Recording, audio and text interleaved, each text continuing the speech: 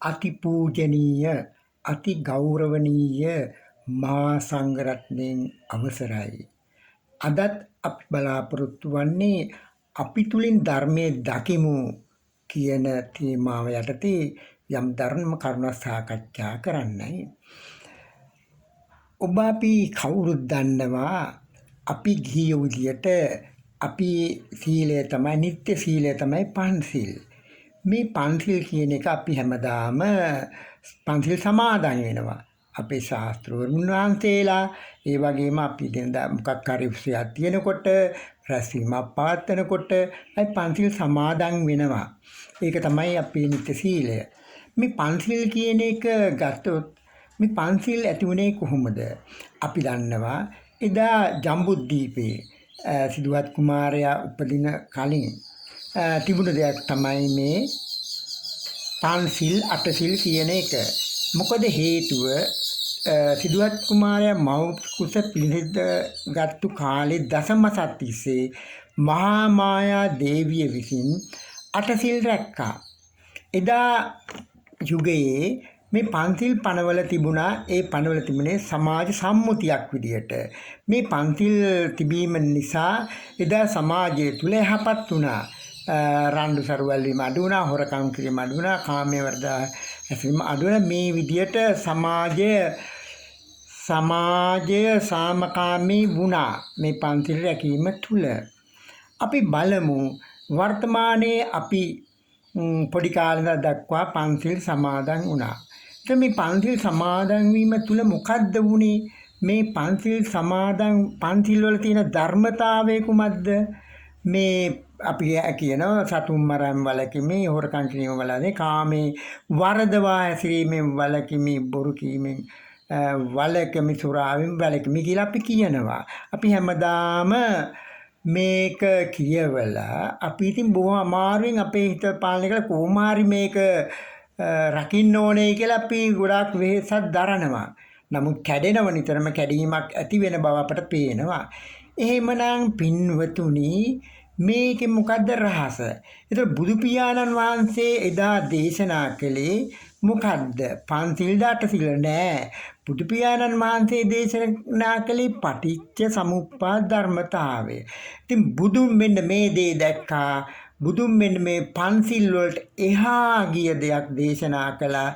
ඒක තමයි දැන් පන්සිල් පාණාතිපාතා වේරමණී කියන එකට එහා ගිය ධර්මතාවයක් තමයි පාණාතිපාතා පටිවිරතෝ හෝති කියන එක තමයි බුදු පියාණන් වහන්සේ දේශනා කළේ. අනිත් සිල්පදත් එහෙම අදින්නා දානා පටිවිරත හෝති, කාමී සුමිච්ඡාචාර පහය පටිවිරතෝ හෝති කියන දහමක් තමයි බුදුන් දේශනා කළේ.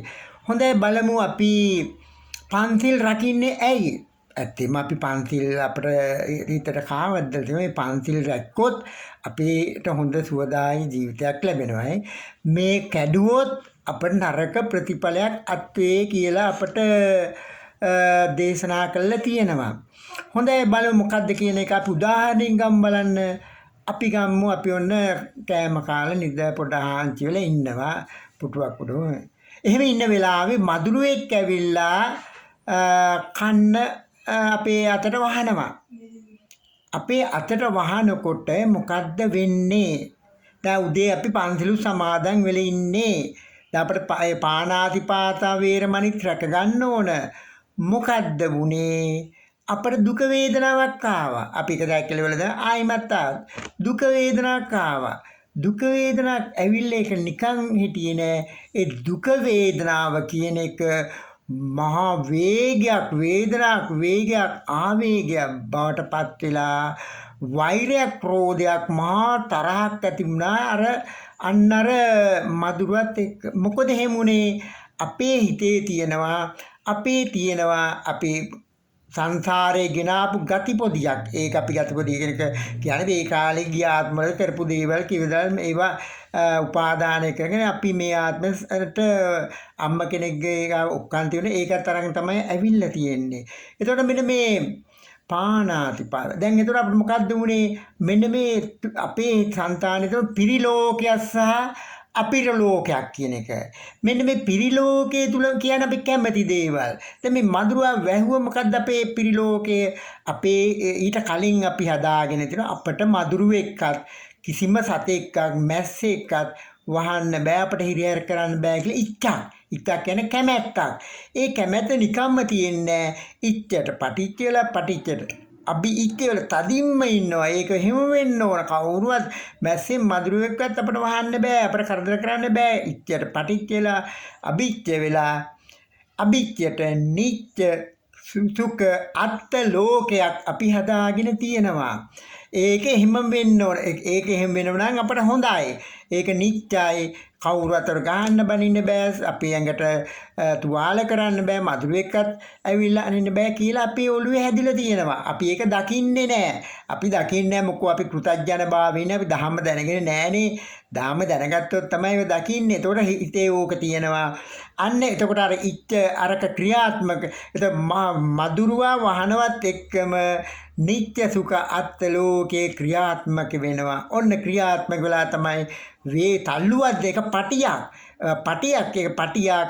ඒ පටිය මොකද්ද වෙන්නේ? අන්න ඒක ක්‍රියාත්මක වෙලා අර මధుවා වහනවත් එක්කම කඩා ඒකෙන් දෙන තල්ලුවෙන් මොකද්ද වෙන්නේ? ඒක තල්ලුවන්නේ මට ගහන්න බෑ, මට අනින්න බෑ, මට මధుරෙක් ඒකෙන් ඒක පටියකින් බැඳලා තියෙන ඒ දේ. අන්න අර අපේ කැමැත්ත තද කළ තදින් බැඳිලා. අන්න ඒකෙන් දැන් මధుවා වහනකොටත් එක්ක ඒකෙන් තල්ලුවක් දීලා වේගයක් ආවේගයක් චිත්තා වේගයක් ඇවිල්ලා මහා වෛරයක් ක්‍රෝධයක් තරහක් එනවා. දැන් මොකද්ද කරන්නේ? ඔන්න එතන තමයි වැඩේ වෙන්නේ. දැන් අපිට මහා ක්‍රෝධයක් දුක වේදනා ක්‍රෝධයක් දක්වා වර්ධනය වුණා.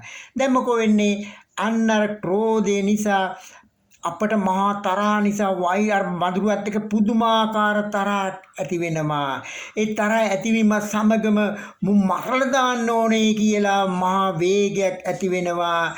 නමුත් ඒ අතරේ අපට එනවා අන්නර උද්දේ කිව්වනේ පාණාතිපාතා වේරමණී කියලා. ඒක මතක් වුණා, කරන්න දෙයක් නැහැ. ඒක ආරක්ෂා කරන්න ඕන නිසා අන්නර සතා එළෙව්වා. එතකොට මොකද්ද වුනේ? පාණාතිපාතා වේරමණී කියන එක හරි. ඒක ඉෂ්ට වුණා.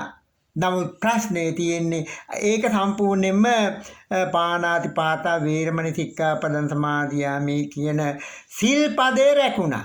ප්‍රශ්නේ තියෙන්නේ මොකද්ද? නමුත් අපේ ඔළුවේ හැදුනා කළු ගතියක්, මා වේගයක්, වේදනාවක්, ඒ ගතියක්, මා ක්‍රෝධ ගතියක්. අන්න එතන ඒ ක්‍රෝධ ගතිය කියන එක හැදීම සමග මොකද්ද වුනේ?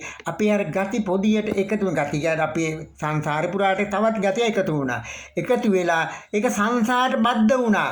සංසාරය කියන එකට අවශ්‍ය ඉන්ධන තුගය ඉන්ධන අපි සැපෙව්වා. තරහක් ආවනේ, ගතියක් ඉපදුනානේ. එතකොට මොකද්ද වුනේ? තරහ ගතිය ඉපදුනා. අපි හිතනවා අපි හරි එහෙමනම් අපි අන්නර පාණාතිපාතා වේරමණී කියන එක සම්පූර්ණ මේ වැඩේ හරි කියලා අපි හිතුවා. නමුත් අපි සංසාරේ බද්ධ වුණා. අපේ ඊළඟ භවයේ හැදෙන්න අවශ්‍ය අන්නර ගතිය හැදිලා ඒක අපේ අර ගති පොදෙද්දට ඒක ශක්තිමත් වුණා. ක්‍රෝධ ගතියක් පේනව නේද? ඔන්න ඔතනයි ගැටලුව උනේනේ. අපි ඉතින් අරක පිළිපැද්ද. අපි එක සම්බු වේරමණේ ප්‍රශ්නේ හරි. නමුත් අපි සසර දිගුව ඇති වෙනවා. සංසාරේ ගමන් කරනවා. එතකොට මෙන්න මේක තමයි බුදු පියාණන් වහන්සේ විසින් කිව්වේ පාණාතිපාතා පටිවිරතෝ හෝති කියලා. මොකද ඒ කියන්නේ? පටියක් ගැන කියනවා. පටිය කියන්නේ මොකද්ද? අපි ඉස්සෙල්ලා කිව්වේ අපි හදන් ඉන්නවනේ. අර පටියක් හදාගෙන තියෙනවනේ. අපේ ඇඟට කිසිම කෙනෙක් ආයුධකින් හෝ සතෙක්වත් දෂ්ට කරන්න බෑ. අපි පාඩු වෙන්නේ ඒක තමයි පටිය. ඒ කියන්නේ ඒක තමයි ඉච්ඡ කියන කැමැත්ත ඉච්ඡයට පටිච්ච වුණා. ඒ පටිච්චයට එහෙම වෙන අභිච්ඡ වෙලා නිත්‍ය සුඛ අත්ත ලෝකයක් අපි හදාගෙන ඉන්නවනේ. බුදු පියාණන් වහන්සේ පෙන්වුවේ ඔන්නෝක. අන්නේ නිත්‍ය සුඛ අත්ත ලෝකේ අපි දැක්කේ නෑ. අපි ඒව දැක්කේ නෑ. ඒකෙන් දෙන තල්ලුව අපි දැක්කේ නෑ. අපි මොකද පටිසමුප්පාද ධර්ම දේශනක් ඇහුවේ නෑ. ඒක නිසා අපි එතන මොකද්ද වුනේ? අපි යන්නර පාපතර එහෙම නැත්නම් අපේ සංසාර ගමනට අවශ්‍ය ඉන්ධන එහෙම නැත්නම් ගතිය, ක්‍රෝධ ගතිය එකතු වුණා. බුදු පියාණන් වහන්සේ කිව්වේ ඒක නෙවෙයි. පානාති පාතා පටිවිරතෝ හෝති. පටිය දිහා බලන්න. පටිච්ච සමුප්පාද. අන්න එතන පටිච්ච මෙතන එතන බලන්න තියෙන මොකද්ද පටිය? පටිය දැන් දන්නවනේ අපි අතන පටියක් දැන් හැදුනනේ. මේ ගතිය කියන්නේ ක්‍රෝධ ගතියනොත් පටියක් හැදුනනේ ඉස්සෙල්ල වෙලා. දැන් අපි හිතමු ආයිමත් දැන් අපි දන්නවනේ දැන් ධර්මය අහලා තියෙන්නේ. දැන් ධර්මය අහලා තියෙන පටිච්චසමුපාද බුදුන්ගේ ධර්මය. එතකොට දැන් ආයිමත් එනවා. කවුද එන්නේ පින්වතුනේ? අන්නර මధుරවා. මధుරව ඇවිල්ලා අපිට දැන් දෂ්ට කරනවා. වේගයක්, වේදනාවක්, දුක් වේදනාවක් කියලා මහා ක්‍රෝධ ගතියක් මතු වුණා. දැන් අපි මధుරවත් එක තරහ නැහැ. අපි බලන්නේ මොකද්ද මේ තරහ ඇති උනේ කොහොමද? මේ වේගයක් ඇති උනේ කොහොමද කියලා අන්නර මේ පටිසම්පාද ධර්මතාවය තමයි වැඩ කරන්නේ. කොහොමද තරහක් ආවේ? කොහොමද වේගයක් ආවේ කියන එක අපි මුලින් මුලටම යනවා. මේක පජානාති කරගන්නවා. මොකද්ද මුලට යනකොට අපට පේනවා අපි දකින්න පටන් ගන්නවා. අන්න අපේ පිරිලෝකය. කවුද මේ පිරිලෝකය හැදුවේ? අපිමයි. මොකක්ද හැදුවේ? අපට කවුරුත් අනින්න බෑ. අපට මధుරෙක්වත් දෂ්ට කරන්න බෑ කියලා පිරිලෝකය උන අපි මෙතෙන් දකින්න පටන් ගන්නවා. අපේ පිරිලෝකය දැක්කා, අපි හදපු එක දැක්කා, පටිය දැක්කා. අන්නේ පටිය දකිනකොට අපි මොකද්ද? නිත්‍ය සුඛ අත්ත ලෝකය කරන් හිටියන එක නිත්‍ය කරන් ඒකත් දැක්කා. ඒක දකිනකොට අන්නර නිත්‍ය කියන කවදාවත් තියාගන්න බෑ. නිත්‍ය කියන එක තියාගන්න ඒ අනිත්‍ය බවට පත් වෙනවා. සුඛ කියන එක දිගටම තියාගන්න බෑ. ඒක ධර්මතා නිත්‍ය අනිත්‍ය දුක්ඛ අනාත්ත. ඒක අත්ත කියනවා. අත්ත කියන අපේ ගති වලින් හිතා ගන්න මේක මෙහෙම වෙන්න ඕන. මගේ කියන්නේ මගේ ශරීරය කවුරුවත් මෙහෙම වෙන්නේ නැහැ. ඒක තමයි ගති වලින් ඉපදෙච්ච එක. නමුත් ඒ ඉච්ඡ නිත්‍ය සුඛ අත්ත කියන අත්ත එතකොට මොකක්ද හැදුනේ? අනිත්‍ය දුක්ඛ අනාත්ත කියන එක අපි දැක්කා. අර පටි දැක්කා. අර ක්‍රෝධ පටියක් දැක්කා. තරහ පටියක් දැක්කා. අපේ පිරිලෝකයක් දැක්කා. අපිරිලෝකයක් දැක්කා. දකින්නකොට මොකද්ද වෙන්නේ? පටිය ගැලවිල ගියා.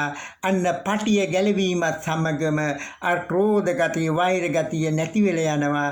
නැති වෙලා ගියාට පස්සේ මොකද්ද වෙන්නේ? අපට විශාල සහනයක් සුවයක් ලැබෙනවා. අන්න අපි දකින්න ඕන පටිච්ච සමුප්පාද ධර්මතාවය අපි මෙතන දැක්කා. දැකීම නිසා තමයි පානාතිපාතා පටිවිරතෝ හෝති. අර පටිවිරති වෙලා ගියා. අන්න රති විරත වුණා. මහ රත්වීම පිච්චීම ඇති වුණානේ. ඒක නැතුව විරති වුණා. අන්න බලන්න ධර්මයේ දැක්කා, බුදුන් දැක්කා, ධර්මයේ දැක්කා. එතන තමයි වැඩේ තියෙන්නේ. එතකොට මේක ටිකලක් යනකොට අපි රකින්න දෙයක් නෙවෙයි, රැකෙනවා. අපි දැක්කේ අපේ සිත පටිච්චසමුපාදය අනුව කොහොමද වැඩ කරන්නේ කියලා. අපේ පිරිලෝකේ දැක්කා. ඒ වගේම නිත්‍ය සුඛාත් ලෝකේ දැක්කා. අනිත්‍ය දුක්ඛ අනාත්ම දැක්කා. යනකොට පටි ගැලවිලා ගියා.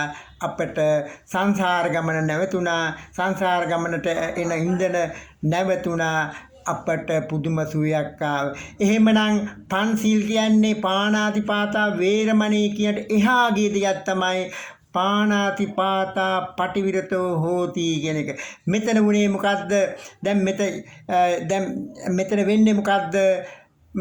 සීලේන පටිත්තේන නරෝස පඤ්ඤෝ සීලය කියන්නේ පිහිටන දෙයක් විසක් රකින්න ඕන දෙයක් නෙමෙයි. එතකොට මේක රකින්න දෙයක් නෙමෙයි පිහිටනවා. සීලේන පටිත්ත නරෝස පඤ්ඤෝ කියන එක තමයි බුදුරජාණන් වහන්සේ දේශනා කළේ. අන්න බලන්නකො පින්වතුනි මෙතන තියෙන ධර්මතාවය අපි දැක්කනේ. පන්සිල් වල තියෙන ධර්මතාවය දකින්න ඕන. එතකොට යම් කෙනෙක් පන්සිල් වලට එහා ගිහලා මේ මෙරි උපදින මේ සංසාර ගමන නවත්තන නම් මේ පන්සිල් වලට එහා ගියපු පටිවිරතෝ පානාතිපාතා පටිවිරතෝ හෝති කියන තැනට මේ පහම එන්න ඕන. අදින්නාදාන වේරමණිනේ පටිවිරතෝ හෝති කාමේසු මිච්ඡාචාර පටිවිරතෝ හෝති නේ මුසාවාදා වේරමණි පටිවිර සුරාමේර පටිවිරතෝ හෝති කියන තැනට එන්න ඕන පින්වතුනි. එහෙම වුණොත් තමයි අපි මේ සංසාර ගැටෙන් මිදෙන්නේ කියන එක අපි අවබෝධ කරගන්න ඕන. ඒක තමයි වැඩේ. මේක ඉතින් අපි පින්වතුනි පටිසම්පාද පිළිබඳ ධර්මතාවය පිළිබඳ පොඩි අවබෝධයක් ලබා ගන්න ඕන. ඒ අනුව මේ හිත ක්‍රියාත්මක කරගෙන දකින්න ඕන. පටි ගැලවෙන හැටි දකින්න ඕන. නිත්‍ය සුඛාත්ත ලෝකේ දකින්න ඕන. එහෙම දැක්කම තමයි මෙන්න මේ ධර්මතාවය පිහිටන්නේ. අන්න බුදු පියාණන් වහන්සේ කිව්වා ඒක පන්සිල් පද පහක් නෙවෙයි ඊටත් එහා ගිය කෝටියක් සංවර සීලය. ඒ කියන්නේ මේ අපේ හිත දැවෙන තැවෙන අවස්ථා කොච්චර එනවද? ඒ කියන්නේ වෛරය, ක්‍රෝධය හැදෙන තැන් අපේ ජීවිතේ කොපමණ තරම් එනවද කියලා අපිට හිතා ගන්න බෑ. ඒකයි කෝටියක් සංවර සීලය. ඒතකොට අපිට මේ පන්සිල් පද පහෙන් නවත්තන්න බෑ. පටිසම්පාදයේ යෙදෙන තැන් අපේ හිත අපේ දවසේ එක සැරයක් රත් වෙන පිච්චෙන මත් වෙන ස්වභාවයක් ඇති වෙනවා. අන්න එතන තමයි සීලය දකින්න තියෙන්නේ. ඒක දැකලා පටිසම්පාද යනු දැකලා දැකීම තමයි අපි සීලය. මේක සීලය කියන්නේ වතක් නෙවෙයි. මේක රැකෙන්න ඕන දෙයක් නෙවෙයි. අර එදා මහාමාය දේවිය ඒක රැක්කා. ඒක නෙවෙයි කෙරෙන්න ඕන. මේක අපි ඉබේ රැකෙන විදියට හදන්න ඕන. බුදු පියාණන් වහන්සේ දේශනා කළේ ඒකයි. අපේ යම් ලෝතුරා පියාණන් වහන්සේ දේශනා කළ ධර්මතාවය තමයි අපි ඉගෙන ගන්න ඕන. අපේ ජීවිතයට එකතු කරන්න ඕන. අපේ ජීවිත තුළින් අපේ ජීවිතය තුළින් ওই පන්සිල් පද දකින්න පටිවිරතෝ හෝති කියන පන්සිල් පහ දකින්න ඕන.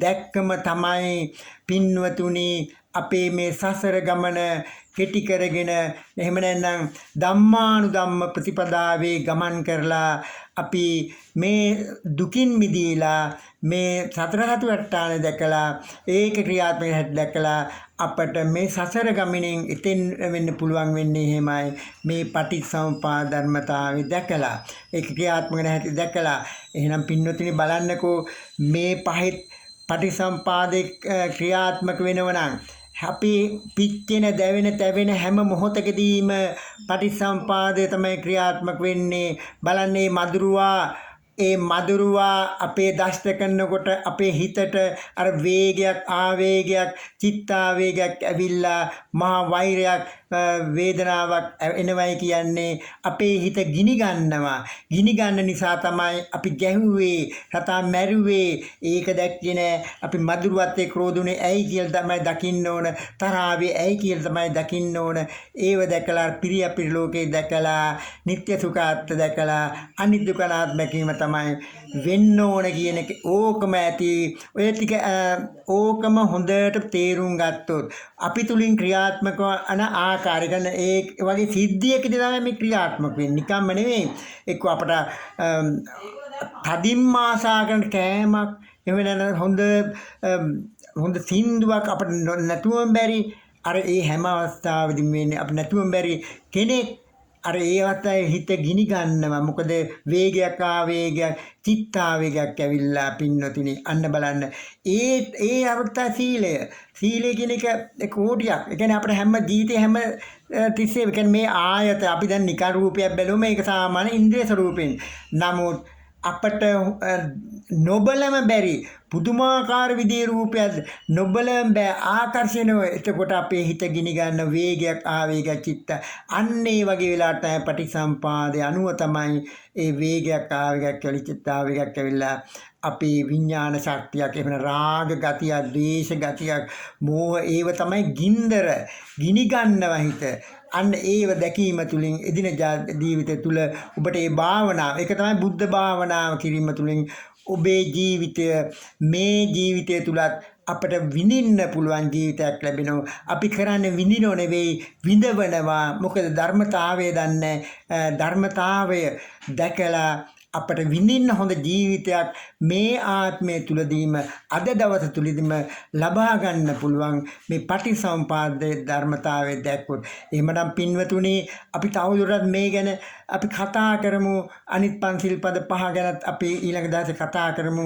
එහෙමනම් පින්වතුනි ඔබ මේ ඩිංග තේරුම් අරගන්න නැති හොඳට තේරුම් ගන්න නැති මේක ජීවිතේ යොදා ගන්න ඒක තමයි අපි කවදාවත් දැක්කේ නැති පුබ්බේ අනුසුතේසු ධම්මේ කවදා මීට කලින් අහපු නැති දේශනාවක් තමයි මේ ඇහුවේ අපි හැමදාම පන්සිල් ගත්තා පන්සිල් රකින්න බෑ කඩලා යන ඒ අවස්ථාවේ හොස් ගාලා ගින්නක් එනකොට අර මදුරුවා දැක්කම ගින්නක් ඔලිය උපදින දන්නේ මලස් කාලා ගැහුවා ඒක නවත්තන්න බෑ හේතුව තමයි රාග ගති දේශ ගති ඇවිල්ලා එහෙමනම් අපි මෙන්න මේ මදුරුවත් එක තරහ වෙන එක නෙවෙයි තියෙන්නේ අපේ හිතේ ගාන හිතුනේ ඇයි තරහ ආවේ ඇයි අන්න අර පිරිලෝකය අපිරිලෝකේ දැකලා නිත්‍ය වෙල තියෙන්නේ මොකද්ද නිත්‍ය වෙච්ච මොකද්ද අපිට ගැඟට කවුරුවත් ගහන්න බෑ අපේ කියලා මේ අපේ නිත්‍ය සුඛාත් එහෙමනම් හරි සනීපයි හොඳයි ඒක තමයි අත්ත ඒව දකින්න ඕන දැක්කම තමයි පාණාතිපාතා පටිවිරතෝ හෝති කියන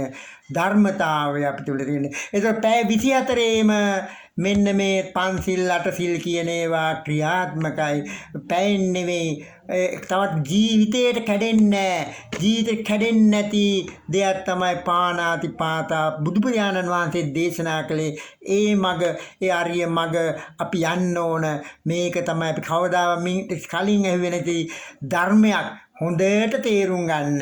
ඒක තමයි කියන්න තියෙන අපේ ජීවිතේ හැම අවස්ථාවෙම දවසකට කීපයක් හෝ අපි හිත ගිනි ගන්නවා. යම් දේවල් වල ඒ වෙලාවට පටිසම්පාද ධර්මතාවයන් නිසා තමයි වෙන්නේ.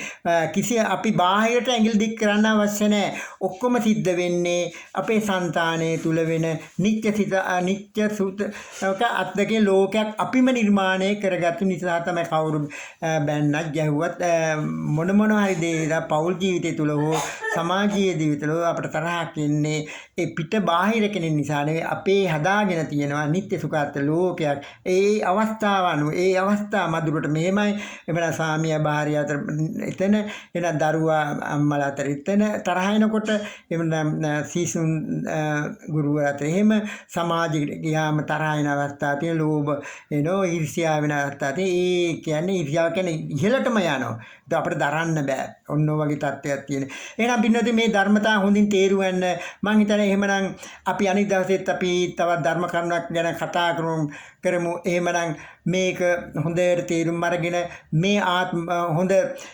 විඳවන ජීවිතයක් නෙවෙයි ඉතාමත්ම විඳින ජීවිතයක් මේ ආත්ම භාවය අද දවසේම ලබාගෙන මේ භවයේදීම මෙන්න මේ ධම්මානුධම්ම ප්‍රතිපදාවේ ගමන් කළා අරිය කරන මාර්ගයේ ගමන් කළා අපි මේ ආත්ම භාවයේදීම මේ බුදු පියාණන් වහන්සේ දෙසූ දහම අනුගමනය කළා දුකින් මිදී නිවිසනසීමට අවශ්‍ය හේතු වාසනා ලැබේවායි අදිෂ්ඨාන කරමි ඔබ සැමට තෙරුවන් සරණයි සාදු සාදු